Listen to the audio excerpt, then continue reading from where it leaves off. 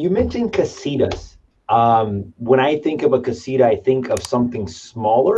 What type of homes do you guys build? Do you guys build like is Boxable like a smaller property? Is it a 10,000 square foot home? And what is the vision for the future if you guys are only smaller properties as well too? Right. So the way to think about Boxable from a technology point of view, from a construction technology point of view, is to think about Legos.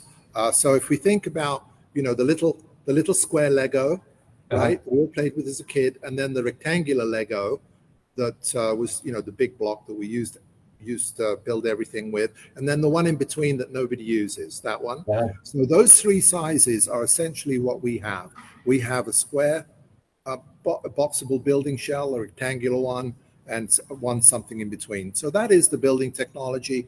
The biggest casita building shell is a 40-foot clear span with a 9.5-foot ceiling and 20-foot on the short side.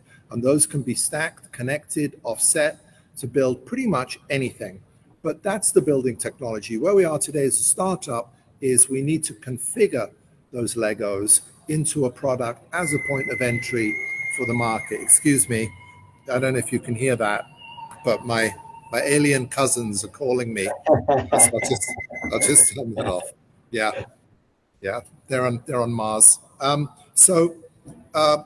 was I? So we had to have a point of entry for the marketplace, and our point of entry was to start with the smallest building shell, which is the little 20 by 20 foot square casita, and we configured that as a studio home, completely independent studio home. It is in fact an accessory dwelling unit, so for a sort of a backyard apartment. They're very popular here on the West Coast, especially in California, and we put it out there. And we decided that we saw that the use case for customers went far and beyond the ADU market. And we have, I think, over 50,000 pre-orders when you consider that they're $50,000 each, a billion-dollar order book. So it's been enormously successful, initially configured as a casita.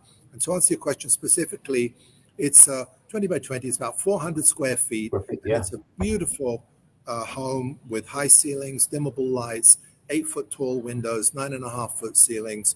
It's a very, very generous space with completely full-size appliances, full-size bathroom, kitchen, everything. The refrigerator is enormous, queen-size bed. It's very, very comfortable living with a front door, a back door. It's really a beautiful space.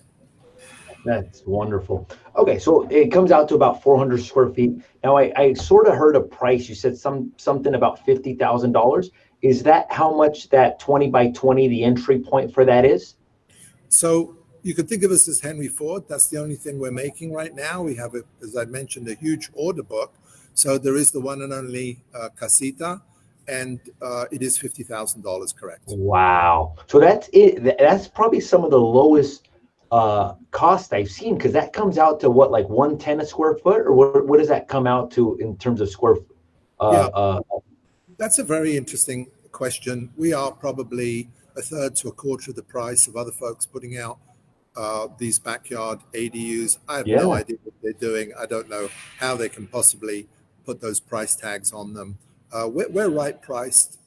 We have a decent margin, and our customers mostly benefit from the price, and the volume is driven by the customers. And then the more volume we have, the lower the price can be. So it's the right price for the product, I think.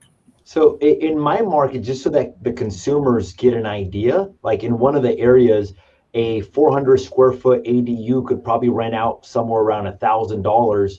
If you can get that for $50,000, then basically in a matter of 4 years, you have your investment completely paid off, which is probably like a 20% return on the money right there.